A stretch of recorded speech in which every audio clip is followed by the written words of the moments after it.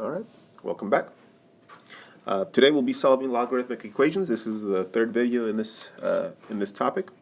In fact, today we will be using certain properties of the logarithm, same properties as before. There is one extra thing though that we haven't talked about yet, and this is hopefully you remember this. Let me sort of make this smaller because I want to fit it in here. See if you remember this one. Recall that f of x, the exponential function, this is a 1-to-1 function. Okay. Well, the inverse, if you remember, is the log function. And one of the properties is that it's also a 1-to-1 function. What this means, okay, why is this important?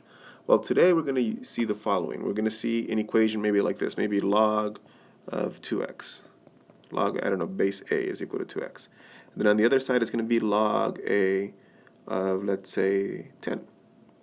Well, because log is a 1-to-1 function, it's okay for us to say the following. Well, this input in the log is the same thing as this input. Since it's 1-to-1, I'm allowed to say that 2x must be the same thing as 10. That's big. You can't always do that, and the reason we can do that is because it's a 1-to-1 function. And so this will be clear if you take more math classes, but why would this be nice? Well, now this is easy to solve. Here, x is equal to 5. And so the goal today will be to get an expression with the log with a certain base to be equal to another expression with the log with the same base so that we can actually do this step. That's what we're going to try to do today. So again, you can pause this video right now if you'd like. Take down these notes if you don't have them anywhere. This is what we're going to need. So let's try it. So here, we want to solve this equation, and we want to check our answer. And so I call this example 3 because I think of it as a continuation of the last video. Here, the idea is we want to use the properties of logarithms to combine logs. And so notice on the left-hand side, there is a minus sign. There's a difference of two logs. And so there's a property that says, I don't know where to fit it here, but actually I know what I'll do. Let me just squeeze this in a little bit.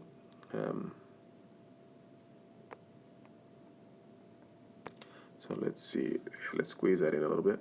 And remember that there's a property that says the following. It says that the log in some base of m minus the log of the same base of n is the same thing as taking just one log expression and taking those two numbers and dividing them. Well, that's the situation we have here. So what I can do on the left-hand side is I can rewrite this as log base 4 x plus 2 over 3. And this should be equal to log base 4 x minus 1. But now I have the situation that I was discussing in the first slide, or the first couple of slides, is that I have an expression with the log on the left, I have an expression with the log on the right, and so it's okay for us, because the log is a 1-to-1 function, it's okay for us to just set this equation up. X plus 2 over 3 is equal to x minus 1. And now this hopefully is a little bit easier to solve. This is the way I would solve this. I'd multiply both the left and the right by 3. On the left, the 3's cancel each other out, so I'm left with x plus 2. On the right, I distribute the 3 to the x and to the 1, so I get 3x minus 3. I solve for x, so let me see how I want to do this. Let me add 3 to both sides this way. So I get that x plus 5 is equal to 3x. Let me subtract the x here so that I get that 5 is equal to 2x. And then when I divide by 2, I get that x is 5/2. Okay, 5/2. Hopefully that makes sense. All right, so how do you check this? Well, usually I would say go to your calculator, but this one would be a little bit difficult to go to your calculator. So what I would do is do the following. So here's where I'm going to write my check. So check. The log of 5/2 plus 2 minus the log, sorry, the base is 4, of 3 is supposed to be equal to the log base 4 of 5/2 minus 1. Now, on the left, this would actually be log base 4. 5/2 minus 1 is 3/2. And you can check it if you don't believe me.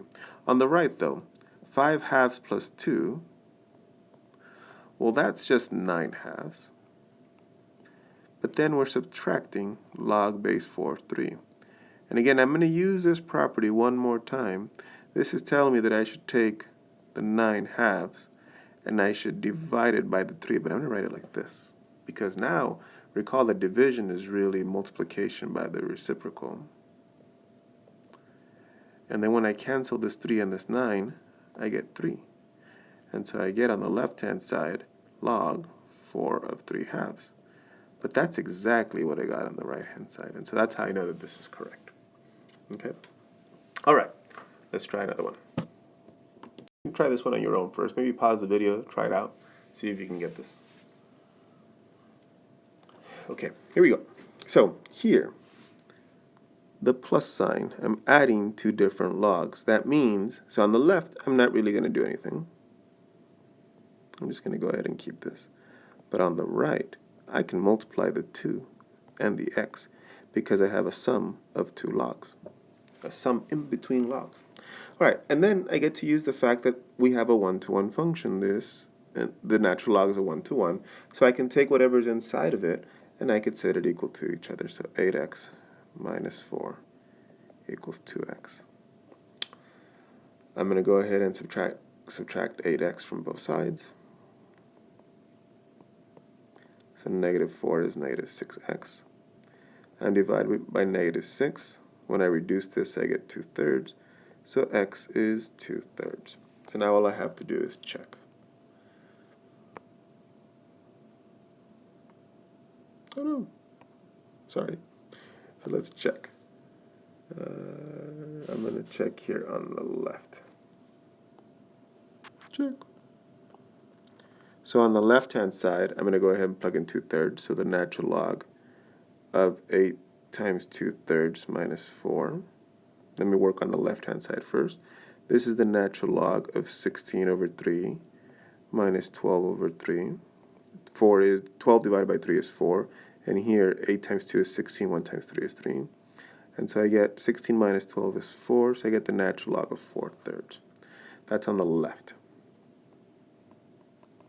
On the right, I get -2, natural log of 2, plus the natural log of 2/3. Well, remember, my property says I can take these two numbers and multiply them.